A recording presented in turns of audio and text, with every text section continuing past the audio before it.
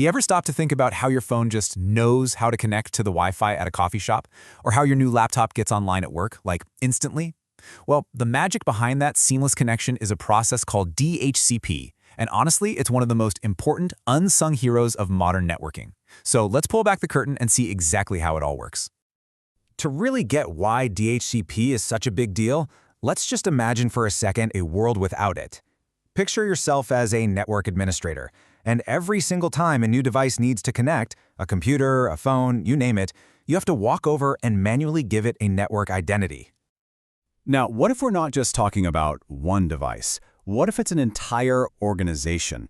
Let's just throw a big number out there, say 5,000 devices. That's not just a small job anymore. That is a colossal headache just waiting to happen. For every single one of those 5,000 machines, you'd have to physically type in a unique IP address, the right subnet mask, the default gateway, and the DNS server info.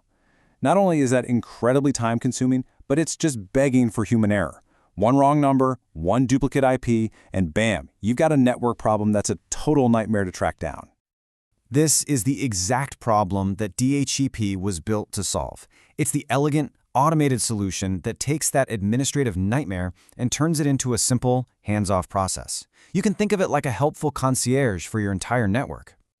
So DHCP, it stands for Dynamic Host Configuration Protocol. Yeah, it's a bit of a mouthful, right? But at its core, it's just a set of rules, a protocol, that lets a central server automatically hand out all that critical configuration info to any device or host that asks for it.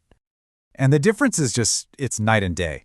You go from this slow, error-prone, chaotic manual system to one that's fast, incredibly reliable, and centrally managed.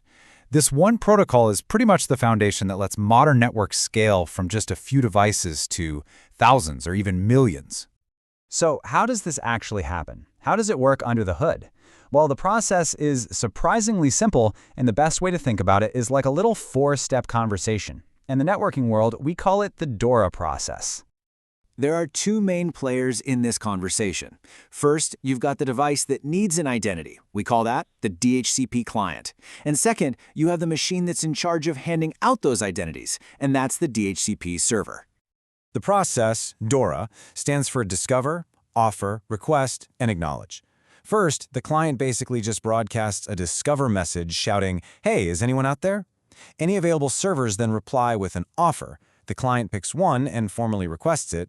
And finally, the server seals the deal with an acknowledgement, officially leasing that IP address to the client. Now, a key technical detail here is that the client starts this whole thing with a source IP of 0.0.0.0. It literally has no identity yet. Because of that, it has to shout its message to everyone on the local network using what's called a broadcast. That's why this whole DORA conversation happens via broadcast messages, so everyone in the area can hear it. And just so we're clear, a DHCP client can be pretty much anything. It's your computer, your smartphone, a network printer, your smart TV. Heck, sometimes even a router itself can act as a client to get its own IP address from your internet provider. The DHCP server, on the other hand, is the brains of the operation. It manages a pool of available IP addresses and just hands them out as devices ask for them. Now, this can be a big, dedicated server in a company, but for most of us at home or in a small office, it's just a feature built right into our Wi-Fi router. Okay, so the DORA process seems simple enough when everyone's on the same local network, right? But what happens in bigger organizations, where the DHCP server might be in a totally different building or on a different floor from the devices asking for an address? This is a super common scenario. A client in, say, the accounting department might be on a totally different network, or subnet, than the main DHCP server that handles addresses for the whole company.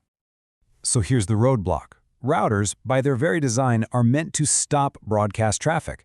They are the boundaries between networks. So that initial discover shout from our client, it's going to hit the local router and just die right there. It can't reach the DHCP server on the other side. To solve this little problem, we bring in a middleman, the DHCP Relay agent. This is a special function, usually configured on a router, that basically acts as a helper to forward these specific messages where they need to go. So here's how it works. The relay agent hears the client's broadcast shout. Then it does something really clever. It repackages that broadcast message into a targeted unicast packet. And that type of packet can travel across routers.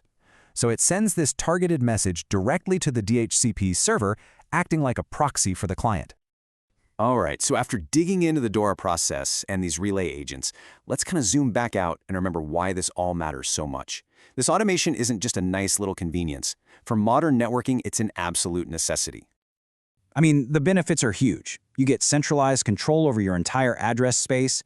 You basically eliminate configuration errors. IP addresses are automatically reclaimed and reused when devices leave the network. And maybe most importantly, it saves a staggering amount of time for network administrators. At the end of the day, the value of DHCP is all about making network management scalable, efficient, and reliable. Its whole purpose is to, quote, greatly reduce the time required to configure and reconfigure computers on a network. It's that simple and that incredibly powerful. You know, DHCP was a truly revolutionary leap in network automation. It allowed us to scale from dozens of computers to billions. So as we look to a future with maybe trillions of connected devices, it leaves you with a really fascinating question. What's going to be the next DHCP? What's the next great innovation that will make managing our hyper-connected world possible?